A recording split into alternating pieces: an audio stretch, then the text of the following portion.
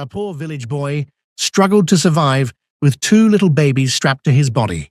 He faced hunger, rejection, and pain no child his age should ever know. Then came one unexpected encounter with a billionaire. What happened next will shock you. Don't forget to like, share, and subscribe. The rain had not yet come that morning, but the sky was heavy with grey clouds.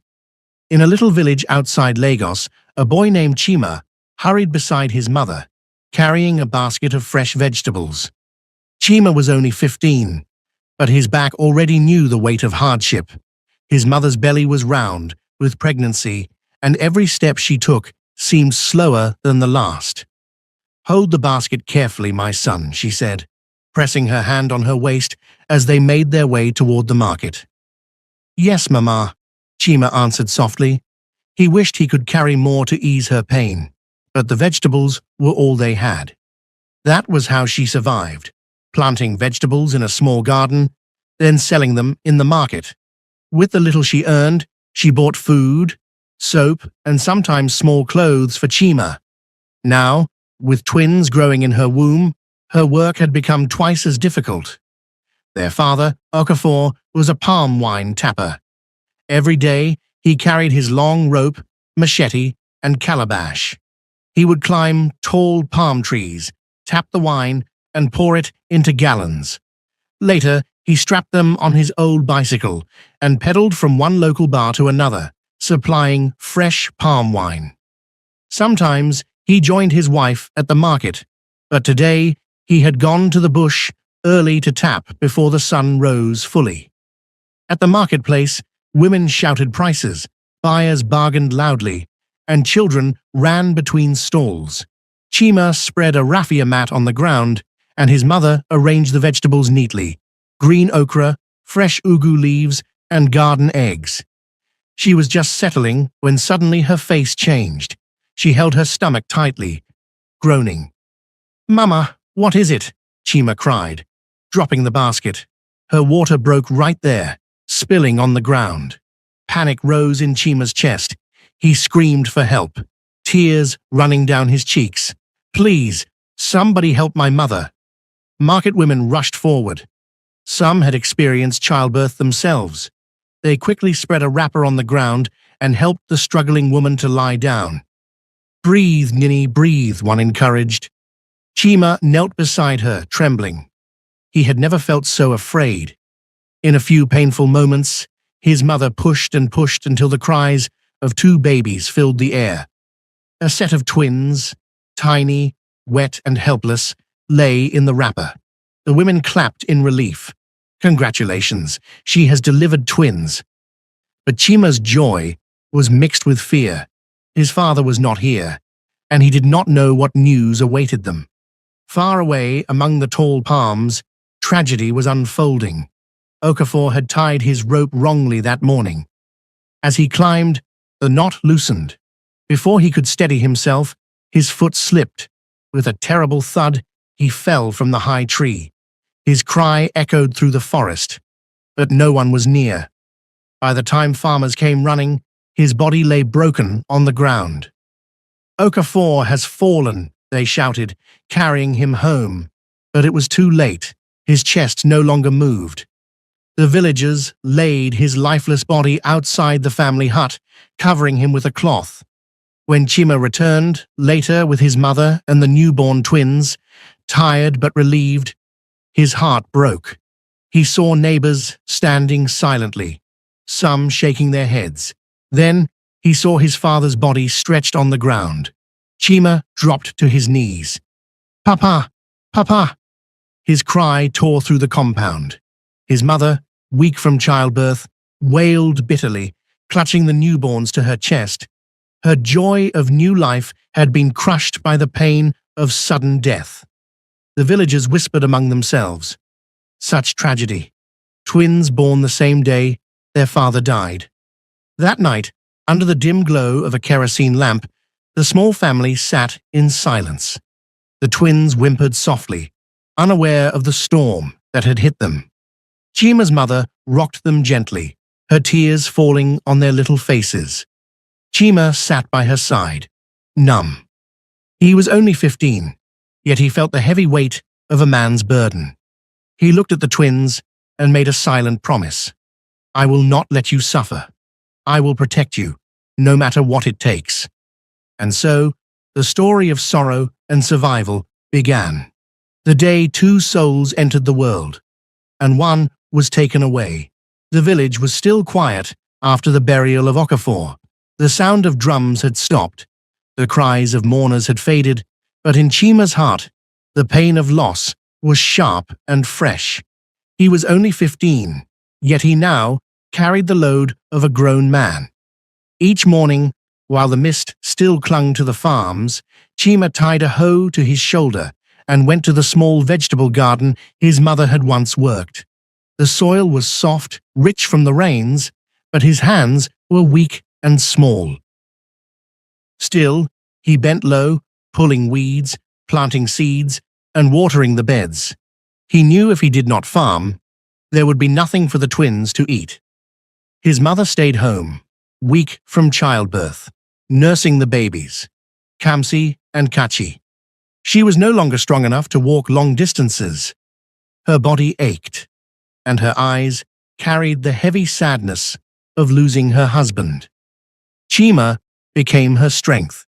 He harvested vegetables, carried them in a basket, and hurried to the market. There he shouted prices like the older women, though his voice often trembled. Sometimes kind neighbors bought from him just to encourage him. By evening, he would return with a few naira and some foodstuff. Life was hard, but he endured. For 6 months, he worked like this, balancing farming with caring for his mother and the twins. Slowly, the babies grew. They could sit on the mat, clap their little hands, and laugh whenever Chima made funny faces at them. Seeing their joy gave him reason to keep going. But sorrow was not done with them.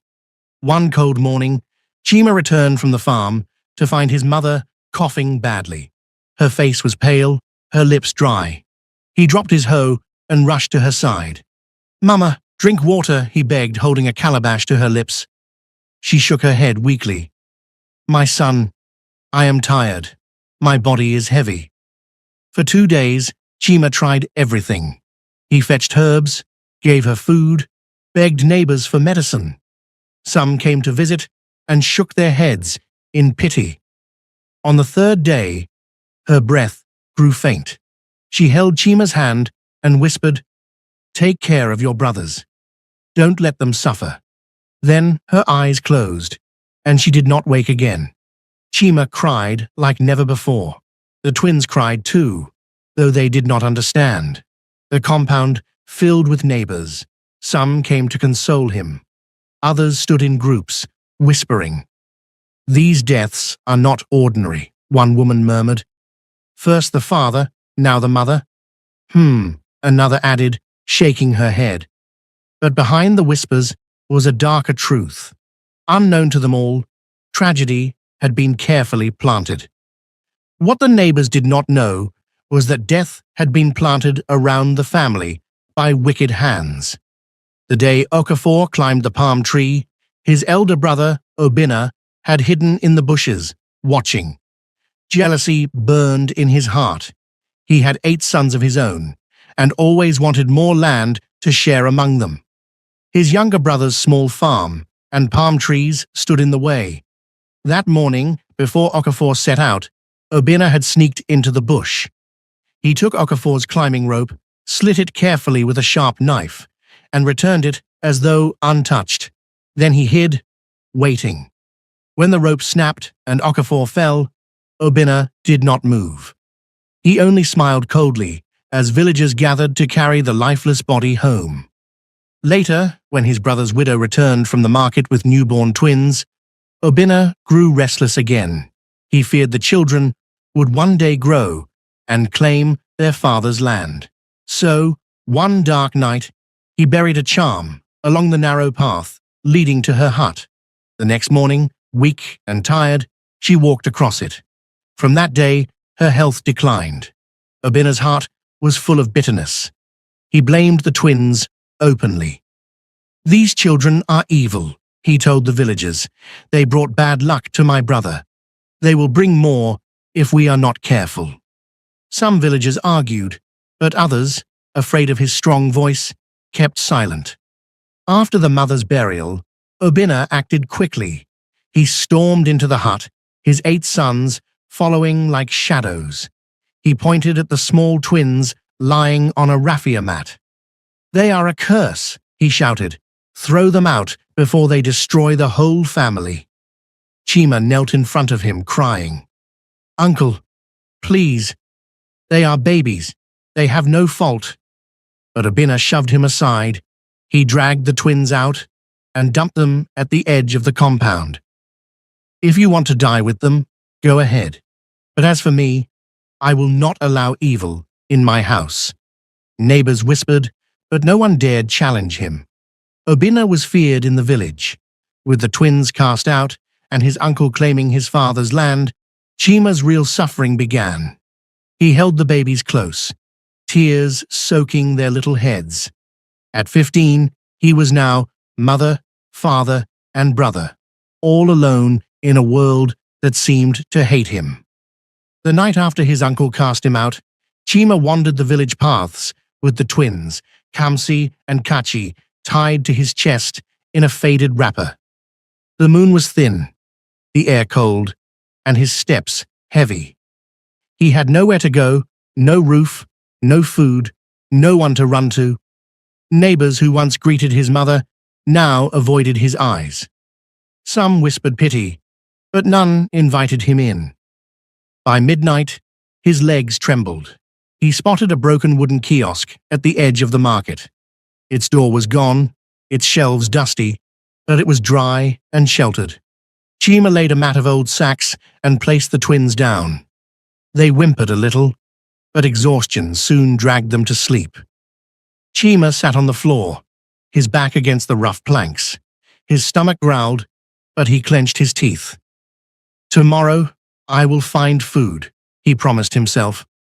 Far away in his compound, Uncle Obinna sat outside with a calabash of palm wine, his face hard in the moonlight.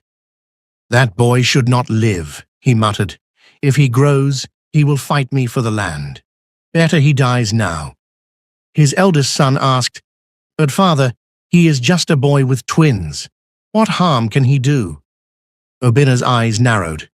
"Even a chick grows into a cock. Tonight, I will finish what I started." The next morning, Chima rose early. He tied the twins on his back and searched the market for odd work. A woman selling beans cake gave him some leftovers. "Here, eat this, my son," she said kindly. But Obinna had already begun his plot. He followed Chima from a distance, waiting for the right chance. When Chima returned to the kiosk in the evening with a small bowl of gari, Obinna hid in the shadows. As the boy stepped out briefly to fetch water, Obinna crept forward. He poured a dark powder from a leather pouch into the bowl, stirred it quickly, and left. His lips curled into a wicked smile. "Tonight, you will join your parents in the grave," he hissed, before disappearing into the bush. Inside the kiosk, Chima placed the sleeping twins gently on the mat. He looked at the bowl of food with relief. His hands shook as he lifted it. He had not eaten properly for days. He whispered, "God, thank you for this little food," and prepared to take the first swallow. But at that moment, a sudden wind swept through the kiosk. The lantern flickered, the bowl rattled, and then it was gone. The gari had vanished, as if unseen hands had carried it away. Chima gasped, confused. "What happened? Did a rat drag it? Did I drop it?" He searched the corners, but the bowl was nowhere to be found. Hungry and weak, he slumped against the wall, his eyes heavy. Unknown to him, in the spirit world, his late mother's figure had appeared. She stood at the edge of the kiosk, watching her son with eyes full of love and sorrow. She had seen Obinna's evil act, seen the poison sink into the food. With a sweep of her hand, she removed it before her son could taste death. Then she bent over her sleeping children, whispering, "Chima, my son, be strong. I am with you. Kamsi and Kachi, my babies, sleep without fear." Her presence lingered until the night grew calm. By morning, the twins stirred and cried for food. Chima, still alive but weak with hunger, rubbed his face and sighed. "Strange. Last night my food disappeared. I nearly went mad searching, but maybe it was God saving me." He rocked Kamsi and Kachi gently, whispering to calm them. Their little hands clutched his shirt, innocent and trusting. That day, Chima begged for scraps around the market. Some gave him a piece of yam, others only insults. "Go away, boy. Stop disturbing us with your cries," one woman barked. He endured the shame, feeding tiny pieces to the twins before eating the cold leftovers himself. At sunset, he returned to the kiosk. It had become his only home now, a cracked shelter for a boy and two babies. He laid the twins down, covered them with his wrapper, and sat awake, thinking. His eyes were hollow, but his heart still carried a stubborn fire. "I will not die. I will not let my brothers die. No matter what my uncle does, I must live for them." The night wind blew softly through the broken wood. Somewhere in the unseen, his mother's spirit listened, guarding them silently. Chima did not know it yet, but his path of suffering was far from over. What he also did not know was that destiny was quietly leading him toward a life he could never imagine. In the heart of the city, far away from the village dust and hunger, lived Mrs. Adaora Nwokoye, a woman of wealth and influence.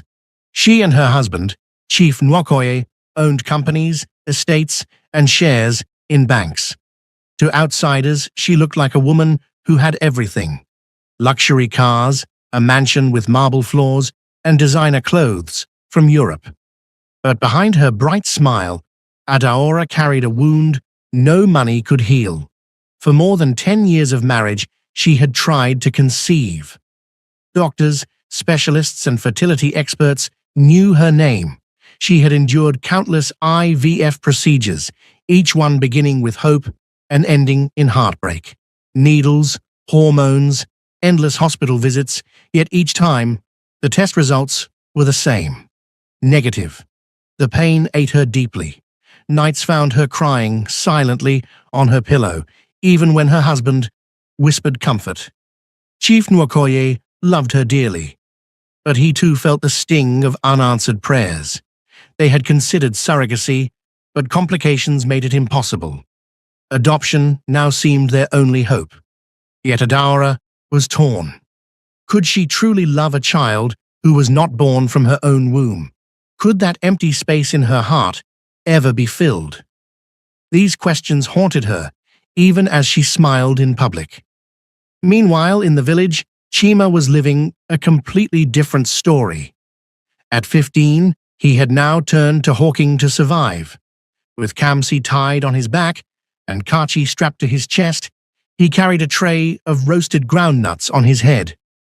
From morning till evening, he walked the busy roadside, dodging cars and shouting, "Groundnut! Groundnut! Buy fresh groundnut!" His voice cracked often, but he pushed himself forward. Some buyers pitied him and bought a handful, others mocked him. "Why carry babies like a woman?" one drunk man jeered. Chima swallowed his pride.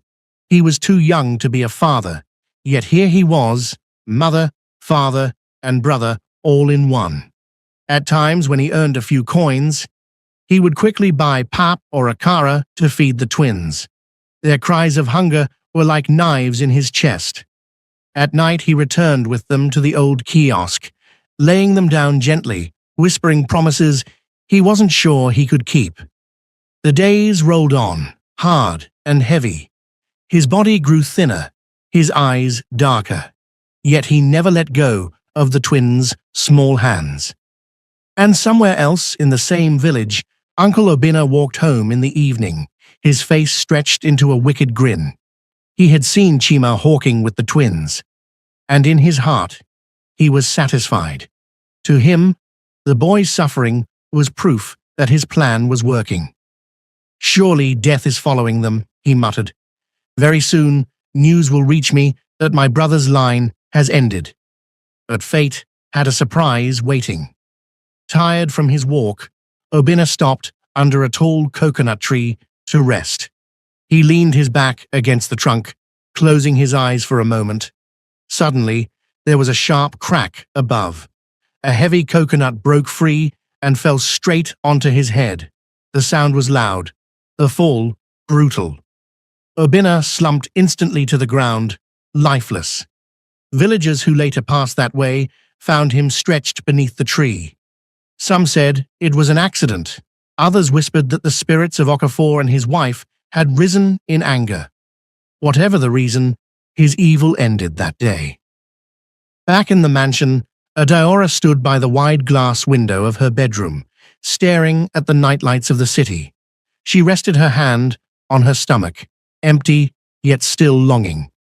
A tear rolled down her cheek. She whispered softly, "God, will I never hold a child of my own?"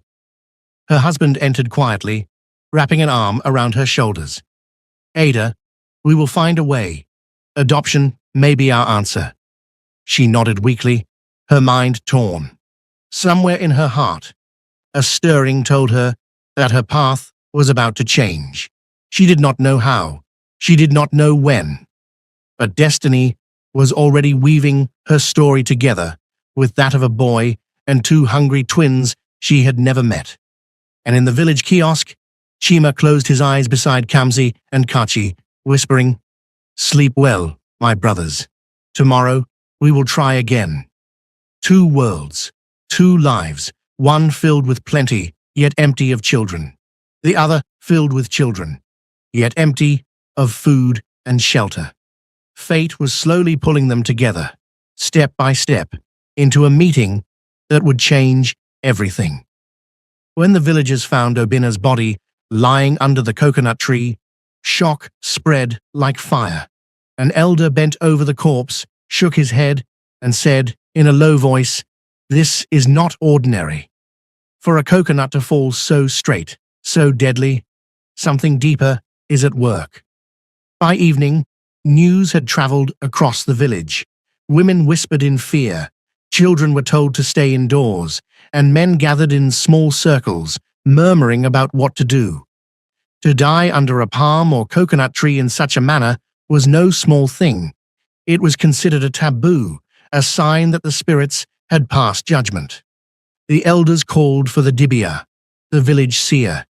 He was an old man with cowries tied around his neck and chalk marks on his skin.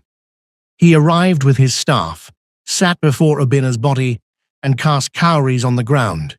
The shells rolled, clicked, and settled. The dibia's eyes grew dark. "This man's hands are not clean," he declared. "He shed innocent blood, and the spirits have punished him. His body must not be buried among us. If we bury him in the land of the living, curses will follow this village." A heavy silence fell. The people knew what it meant. Such a person could not be buried in the family compound, nor in the community graveyard. The only place left was the evil forest, the dreaded land at the edge of the village where criminals, outcasts, and abominations were cast away. At dawn the next morning, strong youths lifted Obinna's body onto a bamboo stretcher. They covered it with raffia mats and carried it through the village streets. Women wailed, some spat in disgust, others turned their faces away. Children ran behind, whispering, "They are taking him to the evil forest." When they reached the dark thickets, the air grew cold and heavy. The forest floor was littered with bones, skulls, and old sacrifices. The youths dropped the stretcher at the edge and hurried back, not daring to step further in. They left his body there, unburied, for wild animals and spirits to do as they pleased. The moment they returned to the village, chaos began in Obinna's household. His 8 sons quarreled bitterly over who would now lead. "I am the eldest," I will take father's place, the firstborn shouted. But the younger ones refused. Accusations flew. About land, about inheritance, about who was to blame for their father's shameful end. The fight turned ugly. In the heat of anger, the youngest boy picked up a sharp stone and hurled it at his elder brother. It struck his head with a crack. The elder staggered, blood pouring, and collapsed dead on the spot. A cry rose from the compound. Abomination! Blood has been spilled again in Obina's house. The villagers gathered quickly, horror etched on every face. This family is cursed, the elders said. One death after another, one evil upon another. We cannot keep them here. That night, under the moonlight, the elders held a meeting at the village square. After long arguments, the decision was made. Obina's children would be banished. They were no longer welcome among the living. At sunrise, the town crier beat his gong and announced, "By order of the Council of Elders, the sons of Obina are cast out. Take nothing but your clothes. Leave before the sun sets, for this land rejects you." Wailing and confusion followed in Obina's compound. His sons, now leaderless, packed what they could. Some villagers pitied them, but most spat and hissed. "Cursed children, murderers, go and join your father in shame." By evening they were gone, driven out of the village with nothing. The land that Obina had fought and killed for slipped through their fingers like sand. His lineage was broken, his name spoken only in whispers of disgrace. And in the small kiosk at the edge of the market, Chima held his twins close and listened as the news reached him. He stared into the darkness and whispered, "God is watching. The wicked never win." The afternoon sun burned hot over the busy town road. Cars sped by, traders shouted, and hawkers ran between vehicles, balancing trays on their heads. Among them was Chima, his thin legs carrying him carefully through the traffic. On his chest, little Kachi was strapped with a faded wrapper, sleeping softly, while Kamsi clung to his back, whimpering from the heat. On his head, a small tray of roasted groundnuts wobbled as he shouted, "Groundnut! Fresh groundnut! Buy your groundnut!" It was a pitiful sight, one that drew stares from some and laughter from others. Some drivers wound down their windows and bought quickly, pity in their eyes. Others ignored him completely. But Chima pressed on, sweat dripping down his forehead, hunger gnawing at his stomach. Every coin mattered. Every sale meant pap, beans, or bread for his brothers that evening. Just then, a sleek black car slowed at the junction. Inside sat Mrs. Adaora Nwokoye, dressed elegantly in a flowing blue gown. She was on her way to the motherless babies' home, a place she had visited several times as she and her husband considered adoption. Her driver honked impatiently at the traffic, but Adaora's eyes were fixed outside the window. She saw him, a boy, thin, worn, far too young to carry such burdens. A baby clung to his chest, another tied to his back, and yet he balanced a tray on his head. For a moment, Adaora froze. Her chest tightened, her lips parted, and she whispered, "Dear God." The sight pierced her heart like a spear. She had been longing for a child for years, praying, crying, enduring countless failed IVF treatments. And here before her was a boy, still a child himself, struggling to feed two babies. The unfairness of it struck her deeply. "Madam, are you all right?" the driver asked, glancing in the mirror. Yes," she answered quickly, pulling her gaze away. She clasped her handbag tightly, as if to steady herself. The car moved on, leaving Chima's image behind, but his face and the tiny babies did not leave her mind. At the motherless baby's home, Adaora met the matron, a kind elderly woman who welcomed her warmly. She was shown around, introduced to little ones who ran barefoot across the compound. Some smiled, some cried, all innocent and needy. Adaora bent to lift a toddler who clung to her gown, and for a brief moment, her heart softened. Yet as she rocked the child, her thoughts drifted back to the road. The picture of that young boy, struggling with two babies strapped to his fragile body, refused to fade. She tried to focus, but her mind was restless. "Madam, are you listening?" the matron asked gently. "Yes, I am," Adaora forced a smile. But inside, she was torn. Who was that boy? Were those his brothers? Why was he hawking with them in the hot sun? By the time she left the home and stepped back into her car, her spirit was heavy. She leaned back on the seat, staring at nothing. Her driver asked if they should head home, but she did not reply. She was lost in thought, wrestling with emotions she could not explain. Meanwhile, in the village, Chima dragged himself back to the kiosk as the sun dipped low. His feet were dusty, his hands sore from carrying the tray. The twins whimpered softly, tired from the long day. Chima set down the tray, counted his few coins, and sighed. It was not much, but it was something. He used a portion to buy a small bowl of pap, feeding Kamsi and Kachi first before taking a few gulps himself. He laid them down on the mat, covering them with his wrapper. Their innocent faces glowed softly in the fading light, their breaths steady. Chima stroked their small heads, whispering, "One day, my brothers, life will change for us. I don't know how, but it will." Exhausted, he sat back against the wooden wall, hope flickering in his heart, despite the hardship. He did not know that only hours earlier the eyes of a wealthy woman had rested on him. He did not know that his image was haunting her thoughts, shaking her soul.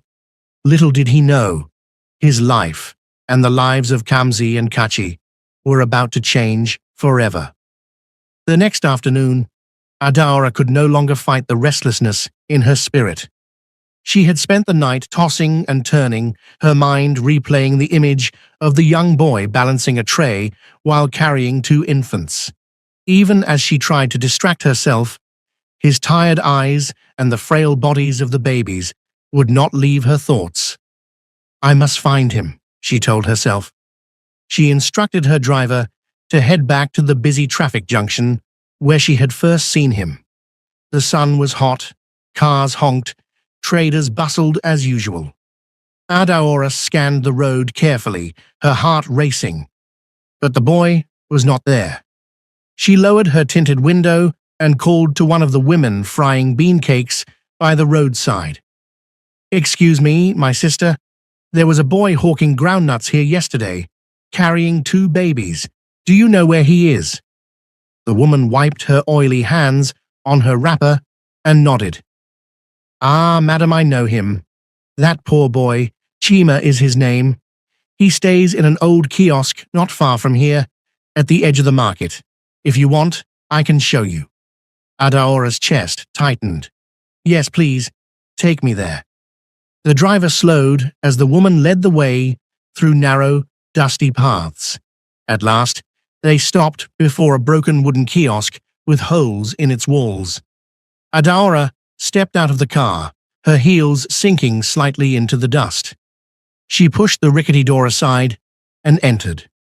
There, sitting on the floor with his brothers asleep beside him, was Chima.